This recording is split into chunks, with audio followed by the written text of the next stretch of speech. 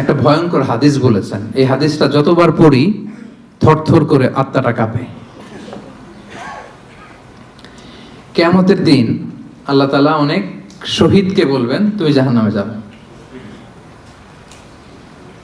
সে বলবে, আল্লাহ আমি জাহান্নামে যাব, আমি তো রক্ত দিয়েছি তোমার জন্য, লিইলাই কালিমাতিল্লাহ,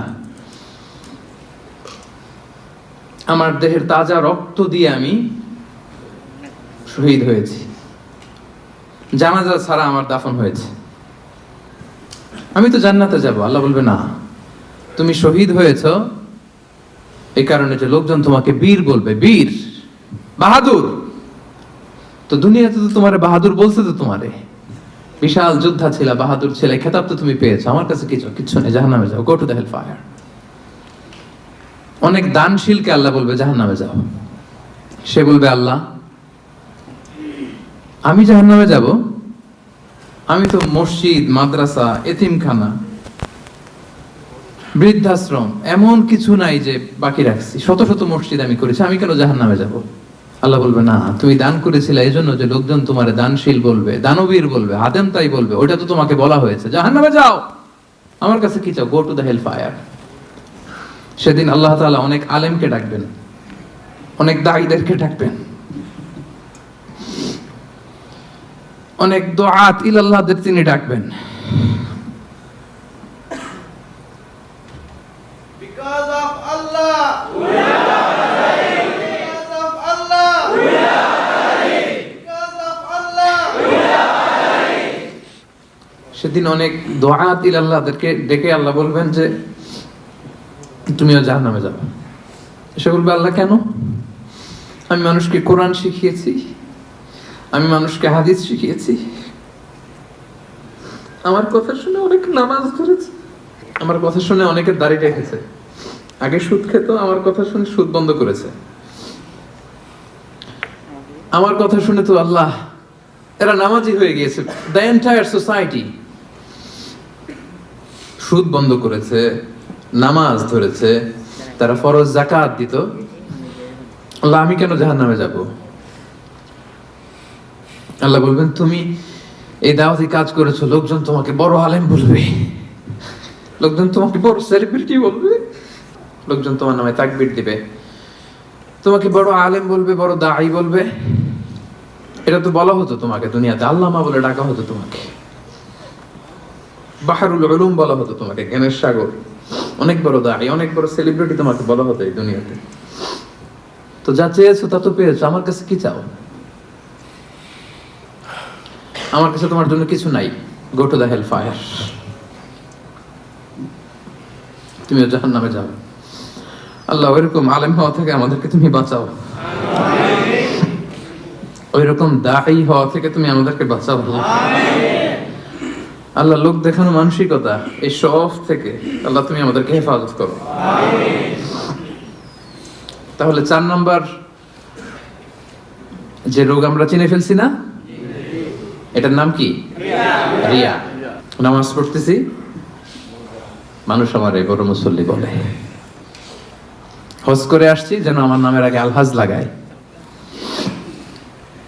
যাকাত দিচ্ছি, যাকাতের শাড়ি লুঙ্গি, দানবীর, শিল্পপতি, এটা যেন বলে। জিহাদের ময়দানে গিয়েছি, ইসলামের জন্য মিছিল দিচ্ছি, যাতে মিডিয়াতে আমাকে সবার আগে দেখা যায়। আল্লাহ বলবে, go to the hell fire, জাহান্নামে যাও। এগুলো একটাও আমার জন্য করো নাই, তুমি যা চেয়েছিলে দুনিয়াতে তুমি সেটা পেয়েছো, আমার কাছে কি চাও?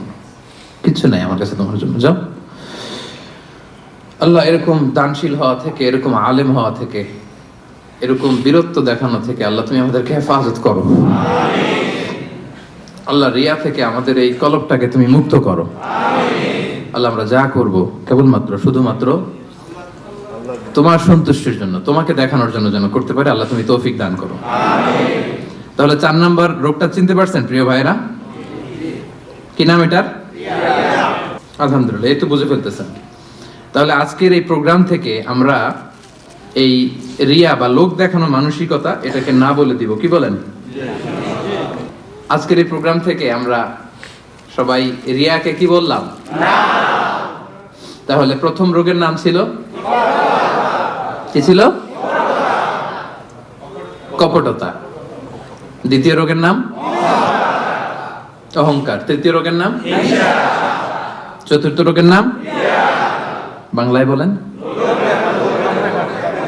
লৌকিকতা, লোক দেখানো মানসিকতা। রাইট। সব শেষে হচ্ছে 5 নাম্বার রোগের নাম হচ্ছে সুউদ্দন, মন্দ ধারণা।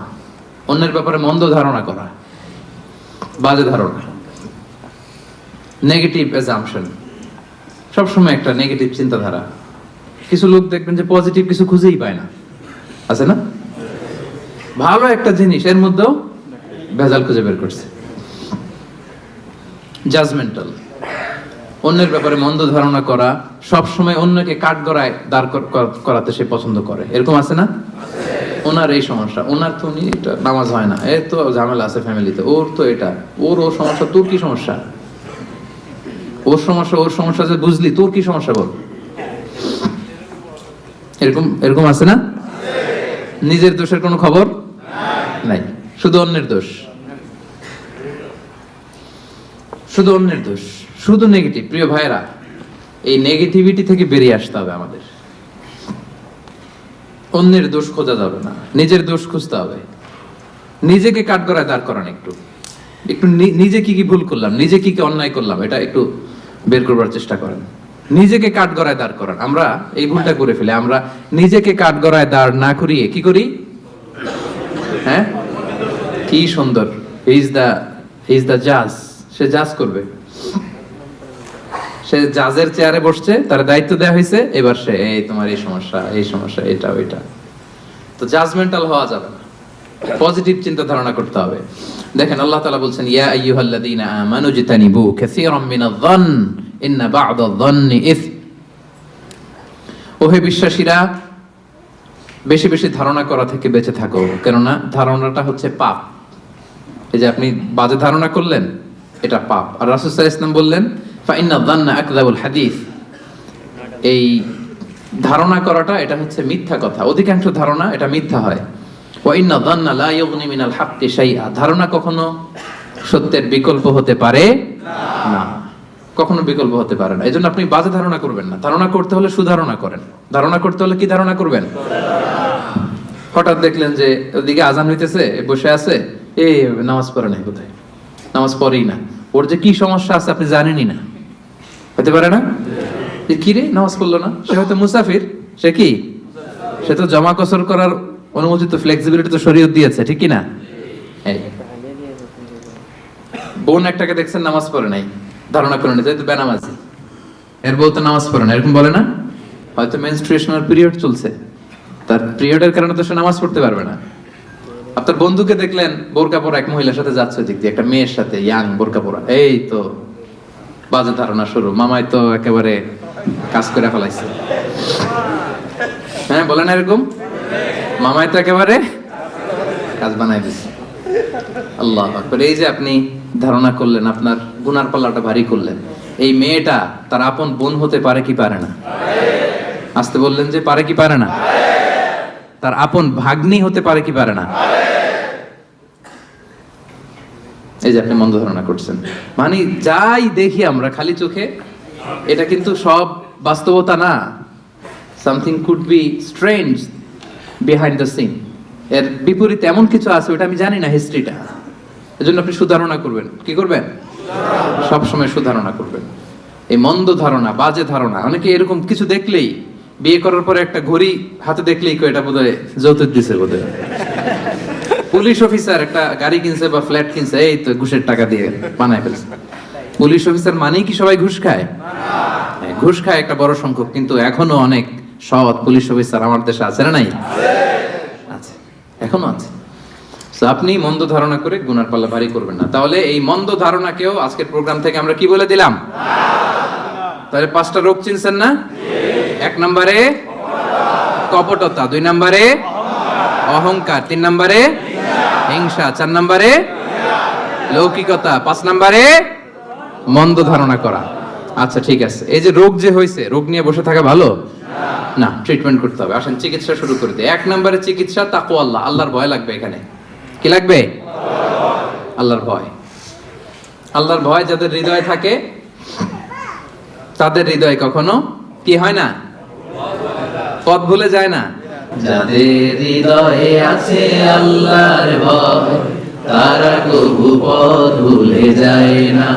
আল্লাহর প্রেম ছাড়া এই দুনিয়ায় কারো কাছে কোনো কিছু চাই না। রাতের আধারে যারা সেজদাতে রয় দু চোখের শ্রুতে নদী যেন বয়। ছলনার হাতছানি যতই আসুক পেছনে ফিরে সে তাকায় না। সবাই পড়েন, যাদের হৃদয়ে আছে আল্লাহর ভয় তারা কবু পথ ভুলে যায় না।